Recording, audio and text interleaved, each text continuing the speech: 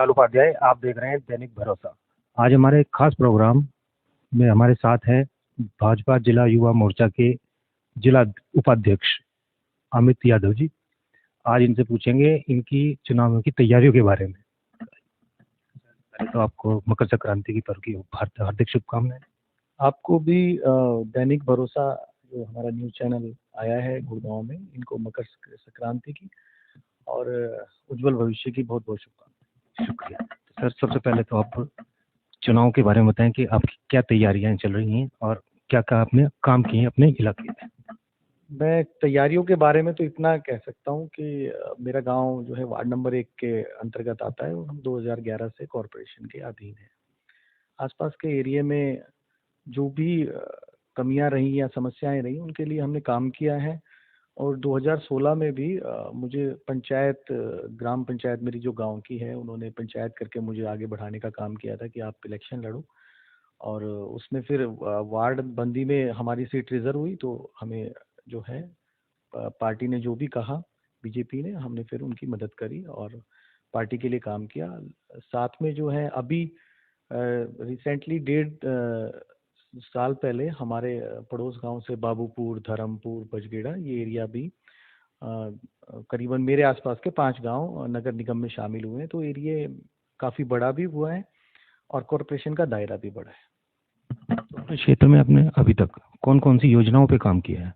देखो भाई साहब, मेरा जो मैं आपको जो बताना चाहूँगा कि मेरे सामने जो है सेक्टर्स हैं, मेरे गांव के सामने जो 109 है, 108 है, 106 है, और जिनमें करीबन अभी 15 सोसाइटियाँ के करीबन बिल्डरों द्वारा जब बनाई गई हैं, जिसमें आके हमारा पूरे भारत से जो लोग आके हमारी इन सोसाइटियों में रह रहे हैं, हमारे पड़ोसी हैं, हमारे भाई हैं, हमारे समाज से हैं। तो उनकी जो कोई भी समस्या थी, जैसे कि जब वो आए तो उनको आधार कार्ड की बड़ी प्रॉब्लम रही, तो हमने उनके लिए आधार कार्ड कैंप ऑर्गेनाइज किए।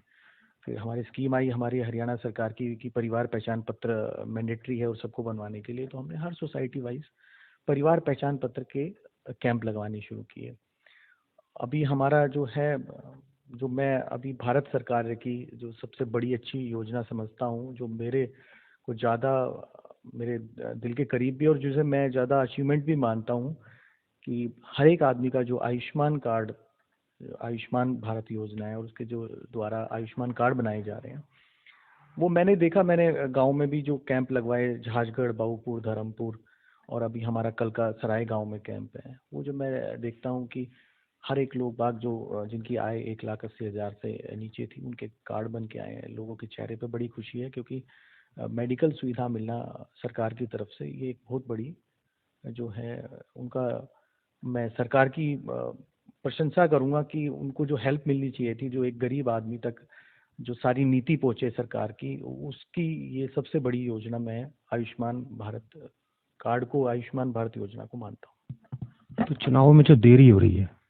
उसके लिए आप क्या कहेंगे? देरी के लिए तो ये कहूँगा कि ये पार्टी से संबंधित विषय है और तैयारियां हो रही हैं। और गुड़गांव, बादशाहपुर मिला के जो हमारा कॉरपोरेशन है, करीबन काफ़ी बड़ा एरिया है और उसमें कमियां कुछ ना रहे, तो उसके लिए डीसी स्तर पे, प्रशासनिक स्तर पे भी काम हो रहा है और हमारी भारतीय जनता पार्टी की तरफ से भी हो रहा है कि बूथ बन जाए, वोटर लिस्ट जो है वो फाइनलाइज हो जाए। और मेरे ख्याल से सब सारी तैयारियां पूरी होते ही जो है चुनाव का बिगुल बज जाएगा। परिवार पहचान पत्र जो योजना आई है, उसको लेके लोगों में बहुत मतलब उनकी गलतियां जो हुई हैं उनको ठीक कराने के लिए वो भीड़ हो रही है, तो उनके काम नहीं हो पा रहे हैं और ना उनको अभी तक वो समझ में आ रही है। तो उसके लिए आप कुछ सरल शब्दों में जो वो समझ पाए उसी योजना को। देखो, परिवार पहचान पत्र जो है ना, एक सुशासन जो होता है एक राज्य में कि डिजिटल हो सारी चीज़ें, उसका एक हिस्सा है। परिवार पहचान पत्र लोगों ने शुरू में बनवाए और कुछ किसी ने अपनी जो है डिटेल्स ही गलत डाली, और मुझे जो इसमें भगदड़ नज़र आई कि परिवार पहचान पत्र में कोई दिक्कत नहीं थी। जब से आयुष्मान कार्ड और बीपीएल की योजनाएं आई हैं, तो लोग बाग ये भी देख रहे हैं कि उनका बन गया है, मेरा नहीं बना, तो मेरी जो इनकम वेरीफाई थी या नहीं थी, उसके कारण थोड़ी ज़्यादा परेशानी हो रही है। और जल्दी ये मुझे लगता है ठीक कर ली जाएगी, क्योंकि पूरे हरियाणा में बहुत बड़े अच्छे से स्कीम लागू हुई है। सेंटर की जो योजना है उनका भी लाभ जो है हमारा राज्य सरकार या हरियाणा जो है वो उठा रहा है और आगे भी उठाता रहेगा। हमेशा जब भी कोई आप चीज़ बनाते हैं या कोई इम्प्लीमेंटेशन करते हैं उसमें थोड़ी सी कमियां रह जाती है, धीरे धीरे जाके वो ख़त्म होती हैं। और वार्ड में भी बहुत सारी समस्याएं हैं हमारे में। जैसे मैं अभी बता देता हूँ, जैसे मेरा गांव कॉरपोरेशन में था तो रोड, सीवर, पानी गांव में करीबन 8 एकड़ में हमने पार्क विकसित कराया। हमारे गांव में कम्युनिटी सेंटर भी है। बाबूपुर गांव जो अभी हमारा पंचायत से कॉरपोरेशन में हुआ है, तो हमने 1 साल पहले सर्वे कराया था 2 पार्कों का और उनका एस्टीमेट करीबन 1.5 करोड़ रुपए के करीब है। दोनों पार्क अभी पास हो चुके हैं और जल्दी ही मैं केंद्रीय मंत्री राव इंद्रजीत सिंह से गुजारिश करूंगा कि वो इनका शिलान्यास करें।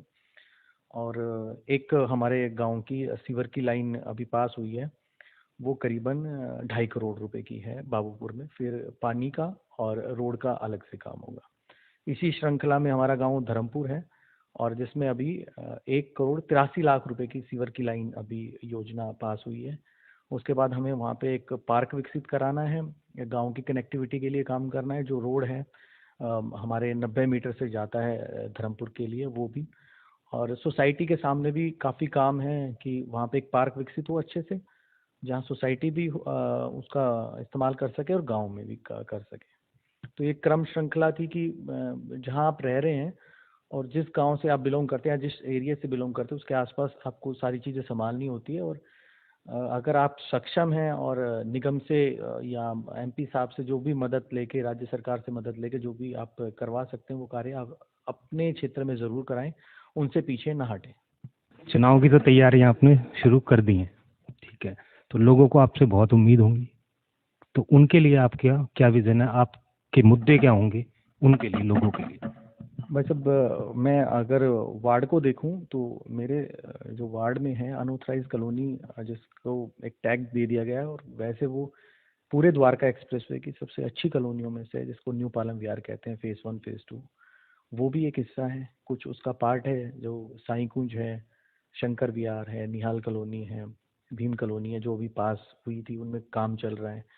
कुछ ऐसा भी है जो नया सेक्टर जो हमारे यहाँ कटा है, जैसे 107, 108, 109। तो मैं इसको अलग अलग हिस्सों में डिवाइड करूंगा। पहले वार्ड नंबर 1 का पार्ट में एक हमारी पक्की कॉलोनी विष्णु गार्डन भी होती है, और जो एमसीजी के द्वारा अप्रूवल है। तो अगर आप देखें तो आपके सामने एक ऐसा भी एरिया है जहाँ पे आपको काम बहुत ज़्यादा करना है, जैसे न्यू पालम विहार का एरिया, कि उसके ऑथराइजेशन पे बात हो कि उसको ऑथराइज कराया जाए। वो इस गुरुग्राम की सबसे पुरानी कॉलोनियों में से है, उसके साथ की सारी कॉलोनियाँ पास हो गई, और उसको मैं दुर्भाग्य मानूंगा कि पता नहीं क्या अड़चन है, या हमारे जो प्रतिनिधि हैं वो उसको क्यों नहीं पास करा पाए। और उस पर काम करना चाहिए। और एक ये भी रहा कि न्यू पालम विहार ने हमेशा बीजेपी के अगेंस्ट ही हमारा जो काउंसलर जब भी लड़ने के लिए आया तो उसको नहीं चुना। तो ये भी उनसे एक अपील करूंगा कि वो भाजपा के साथ चले, और जो भी काउंसलर है अगर पार्टी से बनता है तो उसके कंधों पे भी ज़्यादा जो है बोझ आता है कि मुझे इस कॉलोनी के लिए काम करना है। एक ये भी है। दूसरा विज़न मैं ये रखूँगा कि मेरे जो सेक्टर्स आए हैं साथ में 108, 109, बहुत सारी यहाँ भी कमियां हैं। जैसे अभी हम सेक्टर 109 में मैं अगर कहूँगा तो हमारी रहेजा के साथ में 10 एकड़ लैंड है, जिस पे हमने पार्क बनाने के लिए एक प्रपोजल दिया हुआ है कि हमारा 8 एकड़ के करीब या 10 एकड़ में पार्क बने, ताकि सेक्टर के बीच में ग्रीन एरिया एक ऐसा विकसित हो कि सेक्टर वाले उसका फ़ायदा उठा सकें। हमारे सेक्टर्स के बीच में रिवेन्यू रोड है, उनको पक्का कराया जाए। सेक्टर्स में सीवर की लाइनें नहीं है, वो हम करा दें। मैं इसी क्रम में 108 को जोड़ता हूँ कि हमारा बिल्कुल एंड में जहाँ से दिल्ली शुरू हो जाएगा, वुड शायर एक सोसाइटी है, धर्मपुर गांव के जो मेन एंट्रेंस है वो अभी टूटी हुई है, उसको ठीक कराना। पूरे गांव में रोड, सीवर, पानी और पार्क ज़रूर हो, क्योंकि बड़े से लेके जो हमारे बुजुर्ग हैं वो पार्क का इस्तेमाल करते हैं। और रोज़गार की भी बात करूँगा कि हम कॉरपोरेशन से, सरकार से मदद लेके कौशल रोज़गार के तहत हम कितने लोगों को रोज़गार दिलवा पाएँ। सफाई की बात करूँगा कि भाई हमारा 109 अभी जो है सबसे अच्छा सेक्टरों में से माना जाता है, कि उसमें सफाई व्यवस्था बड़ी अच्छी है। तो ये भी कहूँगा कि हमारे यहाँ कुछ जो हमारे पुराने काउंसलर रहे, तो उन्होंने जो वार्ड में एक लोगों की सफाई कर्मचारियों की एक जो नफरी होती है वो काफ़ी कम रही, उसको बढ़ाने का मैं ज़रूर काम करूँगा कि वो नफरी बढ़े, ताकि हम हर गली को हम साफ सुथरा रख सकें।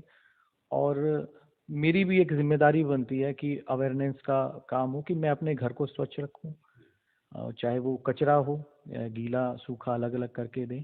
तो उसमें जिम्मेदारी हर नागरिक की अलग अलग तरीके से भी बनती है कि हम वो चीज़ें अपने ऊपर लागू करें, फिर हम समाज में जाएं।